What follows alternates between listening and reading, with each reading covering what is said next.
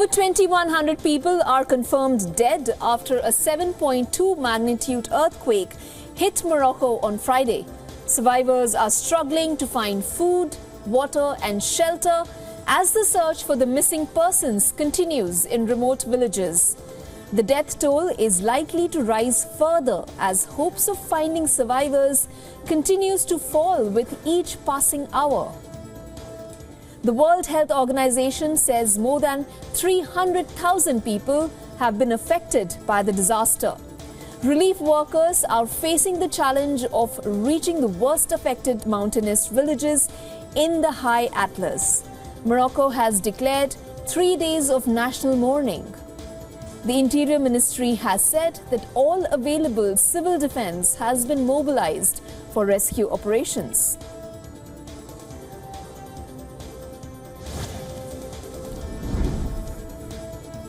US President Joe Biden is on a 2-day visit to Vietnam.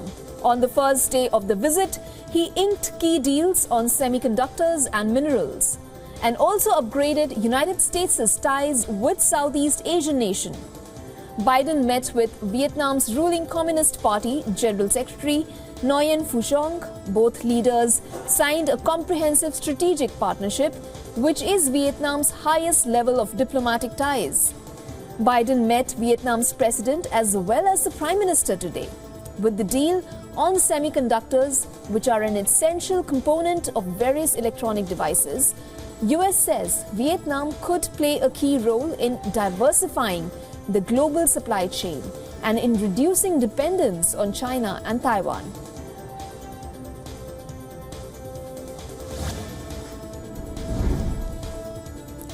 Saudi Crown Prince Mohammed bin Salman is on his second state visit to India. This visit follows the highly successful 2019 visit of Prime Minister Narendra Modi to Saudi Arabia, during which the two countries established the Strategic Partnership Council. In New Delhi, the Crown Prince and Prime Minister of the Kingdom of Saudi Arabia called on President Draupadi Murmu. He held a bilateral meeting with Prime Minister Narendra Modi today. Both leaders will also co-chair the first leaders' meeting of the Strategic Partnership Council.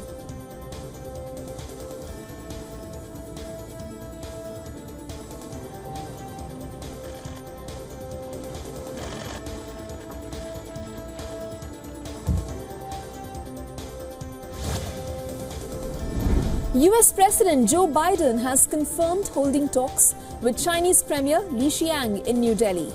The talks were the highest level meeting between the two powers in nearly 10 months since Joe Biden and Xi Jinping spoke at last year's G20 in Indonesia.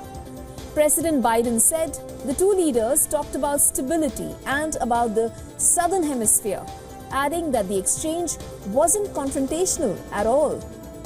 Biden made these comments at a press conference in Vietnam, calling the economic situation in China a crisis. Biden said China's growth was slowing due to a weak global economy. But he added that the United States had no intention of trying to contain or isolate China.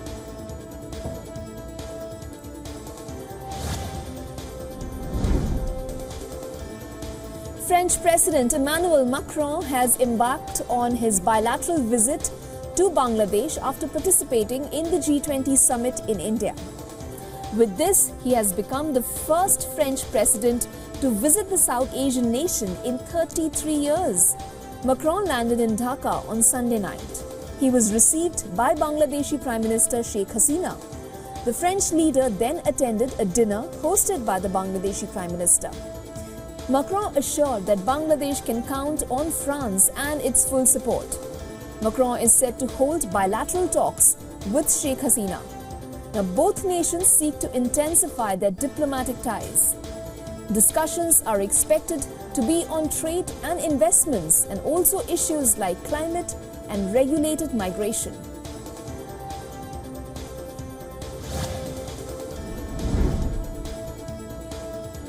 French President Emmanuel Macron and Bangladesh's Prime Minister Sheikh Hasina agreed on a landmark aircraft deal. Now, both the heads of states attended a ceremony which committed to order 10 Airbus A350 aircrafts. During the briefing, Stefan Vesval, Senior Vice President of Airbus Defence and Space, and the Chairman of Bangladesh Communication Satellite Company, Shahjahan Mahmood, signed a letter of intent.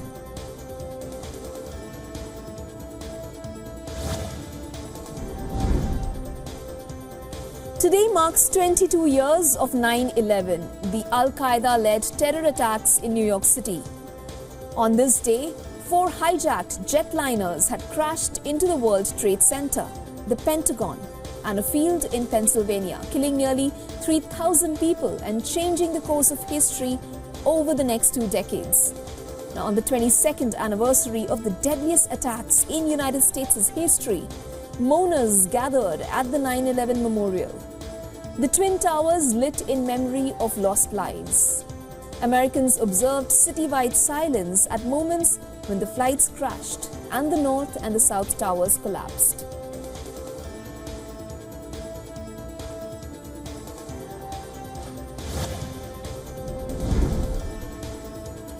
Russia has wrapped up the widely denounced regional and municipal elections, including in regions annexed from Ukraine.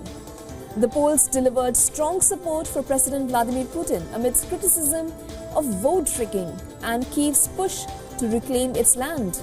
Kyiv and its allies say the week-long vote was an illegal attempt to tighten Moscow's grip over regions in Ukraine's south and east. Electoral competition was limited as strong candidates, including some from Russia's main opposition Communist Party, were blocked from running by authorities.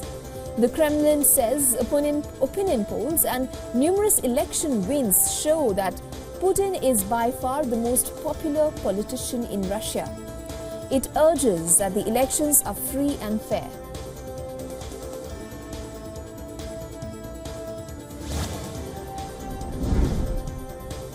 Brazilian President Lula da Silva has commented on Russian President Vladimir Putin's presence at next year's G20 summit in the South American country. Lula da Silva has said it would be up to Brazil's judiciary to decide whether Putin would be arrested if he attends the summit. This comes after the International Criminal Court issued an arrest warrant for Putin. The court accused him of the war crime of illegally deporting hundreds of children from Ukraine. But Russia denied the allegations. The Brazilian president attended this year's G20 summit in the Indian capital over the weekend.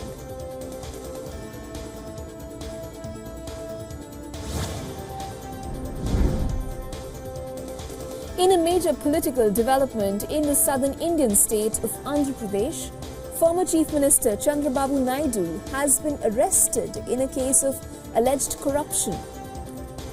An anti-corruption bureau court has remanded Naidu to a 14-day judicial custody. Other top leaders of his party, the Telugu Desam party, are also accused in the alleged scam. This comes just months ahead of the state elections. It's a shot in the arm for the ruling party, which is looking to return to power.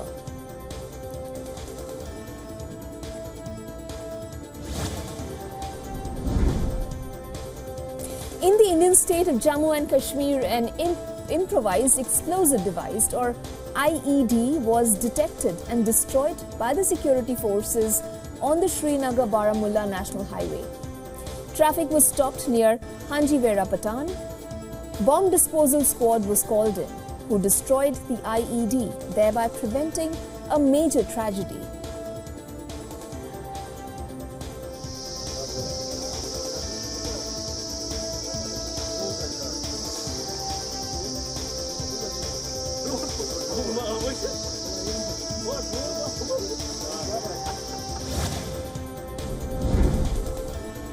Rescue teams in Turkey have successfully carried an American researcher up from the depths of a cave. This comes after an experienced caver, Mark Dickey, started vomiting on September 2nd because of stomach bleeding. He was on an expedition in the Morocco cave in southern Turkey's Taurus Mountains. The cave is one of the deepest in the world. A rescue operation began on Saturday afternoon with doctors, paramedics and experienced cavers from across Europe rushing to help. They set up small medical base camps at various levels along the shaft, providing Dickey an opportunity to rest during the slow and arduous extrication.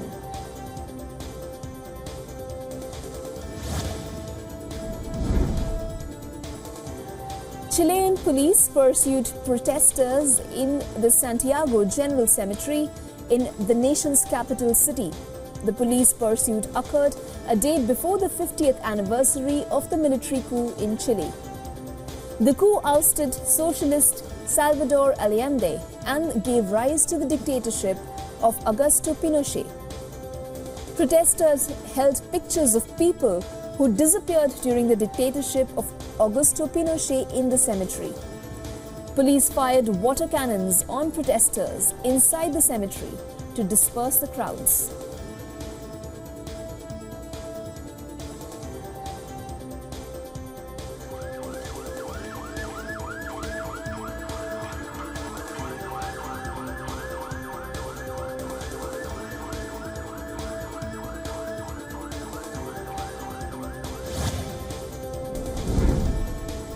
Hurricane Lee is picking up intensity as a Category 3 storm as it whirls across the open Atlantic Ocean, with additional strengthening expected in the coming days. Experts forecast the storm is slowly moving to the west-northwest at 8 miles per hour. Lee exploded to a Category 5 storm within 24 hours last week before slowing down and reorganizing over the weekend. And just behind Lee is Tropical Storm Margot, which is predicted to reach hurricane status by Monday afternoon.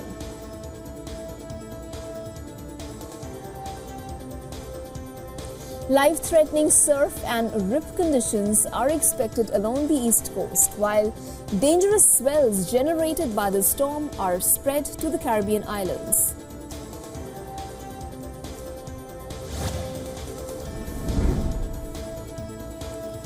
After Storm Daniel swept across Greece for 3 consecutive days, extreme rainfall and flooding has claimed lives of at least 15 residents in central and northern Greece, causing billions of euros of damage and leaving large areas without electricity and water. So far, more than 4,250 people have been evacuated. Visuals show rescue teams taking people out of floodwaters in inflatable boats and bulldozers after a sweeping storm, which meteorologists describe as the worst storm in the country since records began in 1930. In areas which were not accessible, rescuers airlifted flood-stricken residents, while few elderlies were manually carried and shifted to safer places.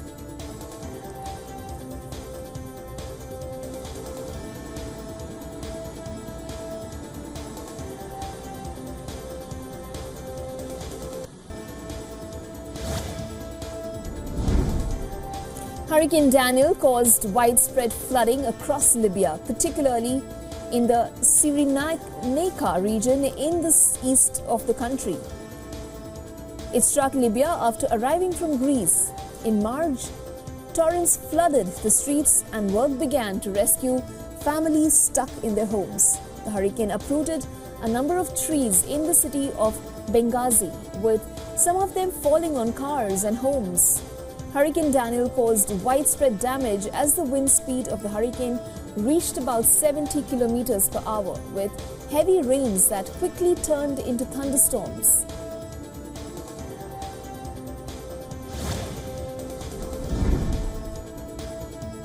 A study predicts that some of the world's largest ports may be unusable by 2050 due to rising sea levels. The report states that 1/3 of the world's 3,800 ports are located in tropical regions. They are quite vulnerable to the most powerful effects of climate change. Among all, the most vulnerable ports are Shanghai, Houston, Lázaro Cárdenas in Mexico. These ports are among the world's largest ports and can potentially be inoperable by 2050, with a mere 40 centimeters rise in sea levels. This makes it increasingly important for nations to speed up the efforts towards decarbonization of the maritime sector and further to ramp up the production of new technology.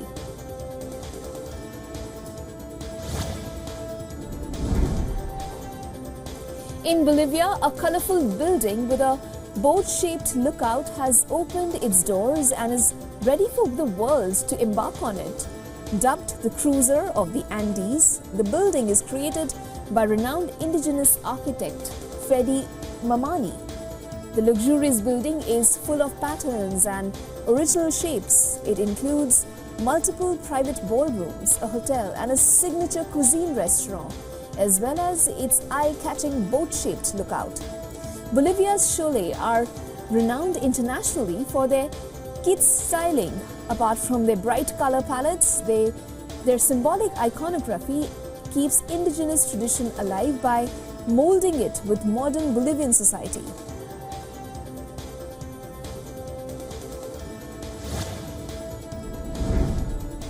Well, starting the week on the offensive, China lifted the yuan from a 16-year low by raising the controlled currency's reference rate and pressuring state banks to back it. After reaching its lowest point since 2007 last week, the onshore yuan rebounded for the first time in 7 trading sessions. Traders who did not want to be identified said that state-owned lenders were aggressively selling dollars after the People's Bank of China's daily fixing was stronger than anticipated by a record margin.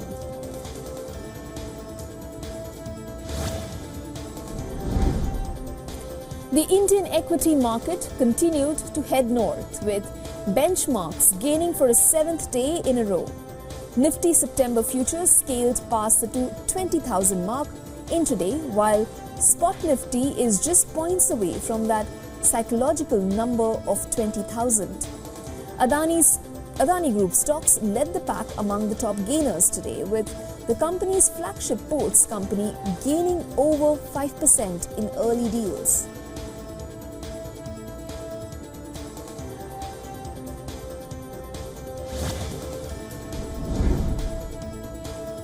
The Philippine government may remove the ceiling on rice prices in 2 weeks as local harvests start to come in.